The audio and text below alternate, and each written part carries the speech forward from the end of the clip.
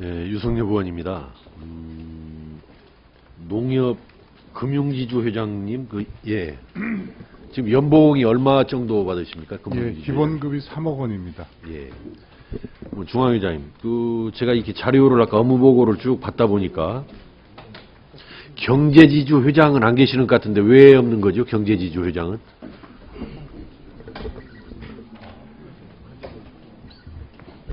제가 전문에서 답변 드리겠습니다. 정확하게 답변을. 경제주주는 지금 2017년도 2월에 완성하도록 되어 있습니다. 그래서 언제요? 2017년 2월에.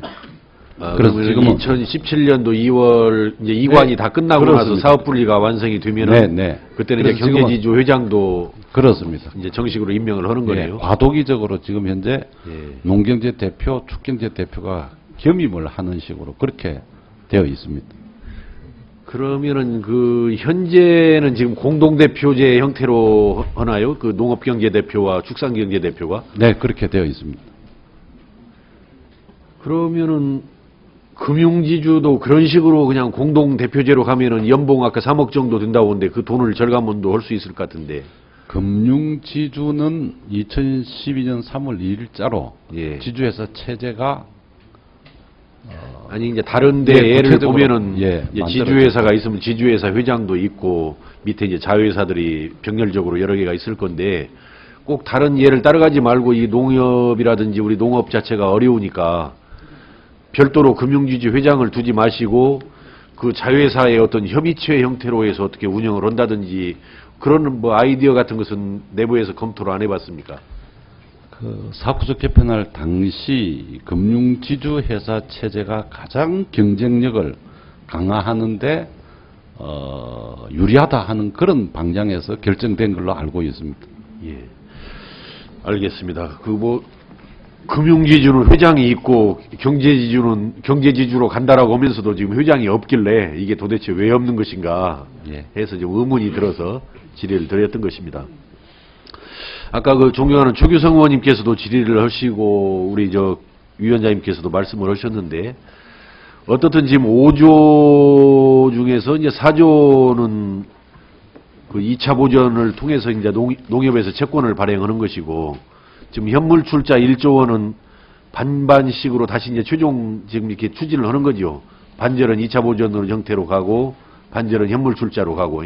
예, 금년 1월달에 저희가 정부에 그렇게 건의를 해놨습니다. 그러면은 이제 그 부분은 이제 아직 이제 정부와 협의 중일 거니까 놓아두고라도 4조 원 금융채권은 다 발행을 했습니까?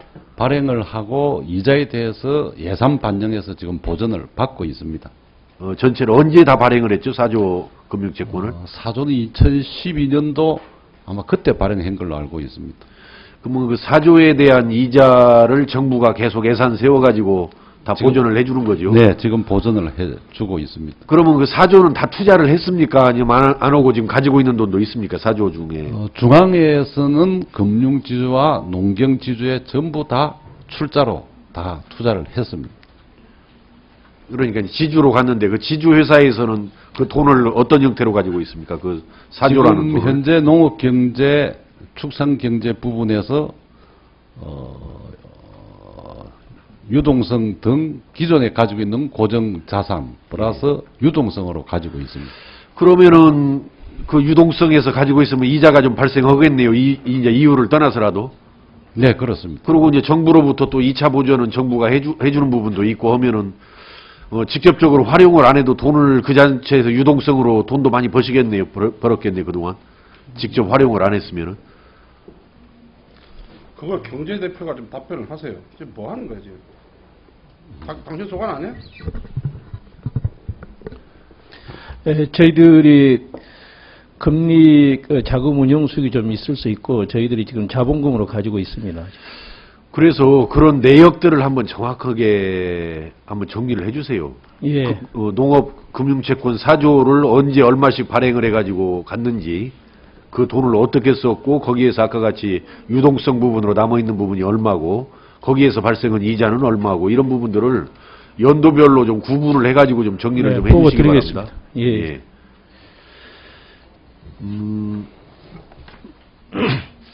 지금 경제사업 이관을 이제 그 2017년까지 아까 해가신다고 그랬죠, 회장님. 예. 예. 근데 여러 가지 이제 아까 업무 보고에서도 제약사항이 들어 있어요. 뭐 공정거래법상의 제약사항, 또 세법상의 제약사항, 또 이제 뭐 중소기업 적합업종 분류와 관련해서 이제 사업 진출상의 제약사항 이런 부분들이 있는데 당초 이 사업 분리 과정을 추진하는 과정에서 전혀 이걸 미리 예상을 안 했습니까? 예, 그때 당시에 여러 가지 이제 20년 동안 이렇게 논란에 되었던 신경 분리 문제에 이렇게 집중을 하다 보니까 예. 그 점에 대해서는 충분히 검토가 되지 못했다는 것은 이 자리를 빌어서 사과 말씀을 올리겠습니다. 그러니까 어떻든 그 당시에 사실은 그 MB 정부 때 갑작스럽게 이걸 방침을 바꿔가지고 땡긴 거거든요, 사업 분리를. 그러셨죠? 예, 그렇습니다. 그러다 보니까 이제 물론 충분한 이제 검토가 부족해서 어떤 관련 법률이라든지 제도의 개정에 미처 이제 나서지 못해가지고 현재 지금 장애 요인으로 지금 앞에 놓여져 있는 거죠. 네, 그렇습니다. 근데 이제 이런 부분을 말이죠.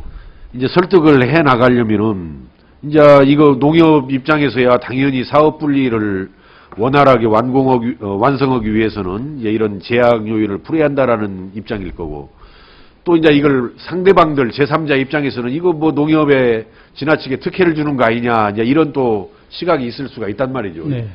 그러면은 농협에 지나치게 특혜를 주는 이 부분을 잘 설득하고 극복해서 이 제약 요인들을 풀어내기 위해서는 이제 이 명분을 가져야 되고 그 나름대로 이제 그 논거를 잘 개발해서 가야 된단 말이죠. 네. 그러면 결국은 이제 농협 중앙회라든지 그 지주회사라든지 자회사들이 우리는 궁극적으로 농업을 위해서 또 농업인들을 위해서 이 일을 하는 거다라는 것을 잘 보여주고 해야 설득이 되는 거 아니겠어요? 예. 이런 농협이 원하는 바대로의 법률 개정이라든지 제도 개선을 이끌어가기 위해서는. 그래서 보다 더 중앙회를 위한 중앙회가 아니고 그 회원사인 농협을 위한 중앙회다. 또 궁극적으로는 농업인들을 위한 중앙회다.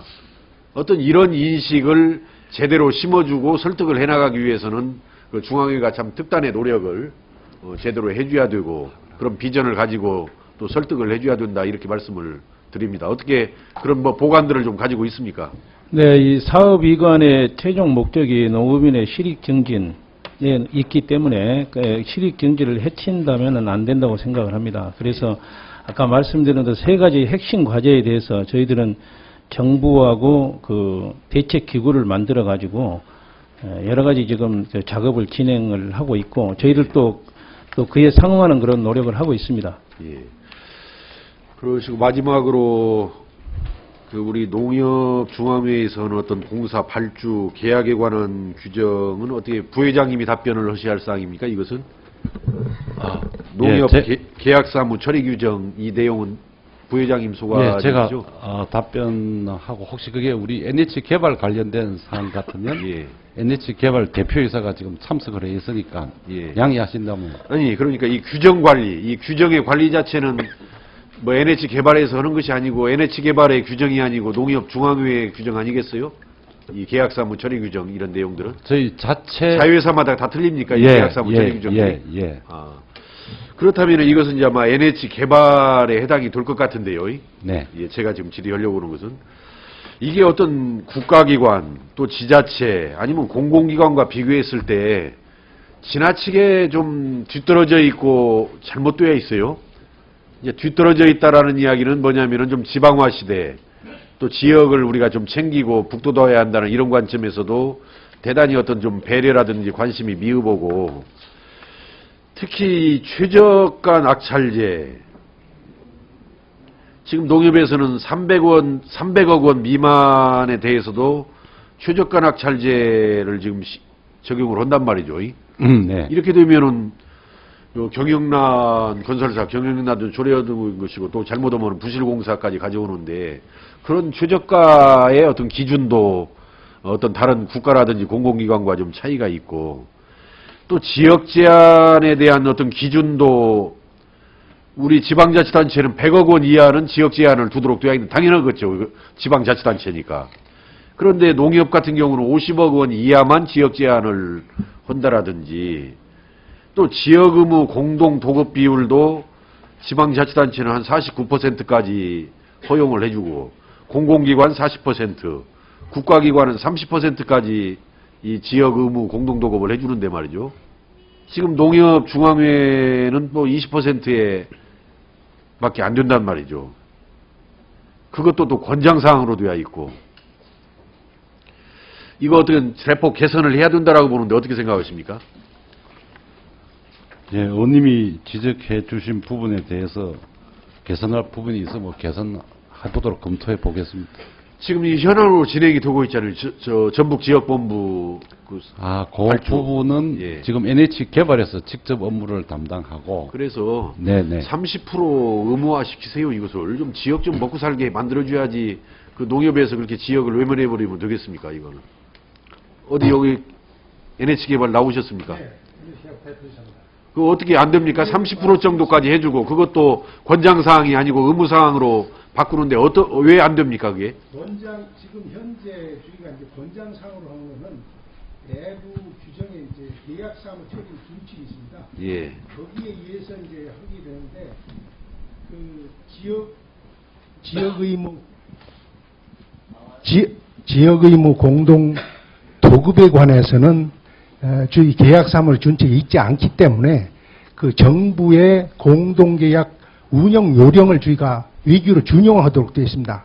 그런데 그 정부의 공동 계약 내용에도 지금 전북 통합본부 같은 데는 380억을 상회하는 정도 투자 규모가 되기 때문에 그 운영 요령에는 262억 이를테면은 이 공공기관과 같은 준정부기관의 공사 금액이 262억 미만일 때 이제 지역의무 공동 도급할 수 있는 근거가 되거든요. 그래서 현실적으로 정부의 공동계약 운영 요령을 준용한다 하더라도 저희가 이거 할 수 있는 내부 처리 근거가 없습니다. 그래서 권장사항으로 한 그 배경을 저희가 말씀드리는 거고요. 권장사항이 단순하게 이게 어떤 뭐 이 구두로다가 이렇게 권고하는 수준이 아니고 충분히 당초에는 20%로 했습니다. 왜 20% 했냐면은 정부에서 정부 턴키 베이스 공사 발주 지역 의무 비율이 20%입니다. 정부에서 하는 것도 그렇기 때문에 그 기준에 맞추다 보니까 20%를 했는데 지역 여론이 상당히 이제 비등을 하고 그래서 이 지역 여론을 충분히 좀 수용을 하겠다는 차원에서 저희가 그 설계 시공 전체 이제 심사 기준 여기에 이제 그 평점 가점을 최대한도로 끌어올리기 위해서 30%까지 저희가 예, 알겠습니다. 현실적으로는 왜냐하면 답변이 이제 수용을 길어져 가지고 예, 이제 제 질문 시간이 하고 있습니다. 하여튼 예, 의원님께서 뭐 말씀하신 이렇게 하세요. 뭐냐면은 규정을 위배해서까지 하라 이렇게 저도 주장할 수는 없는 거죠. 이제 규정을 앞으로 고쳐가 보는 것을 검토해봐라 이렇게 말할 수는 있지만은 그러나 규정에 위배되는 것이 아닌 한은 최대한으로 좀 지역을 존중하고 배려할 수 있는 고민과 노력을 좀 해달라 이렇게 그 말씀을 드립니다. 잘하겠습니다. 예. 유성희 예, 의원님. 이상입니다. 네, 수고하셨습니다. 다음은 존경하는 경대수 의원님 질의해 주십시오. 의원님. 예.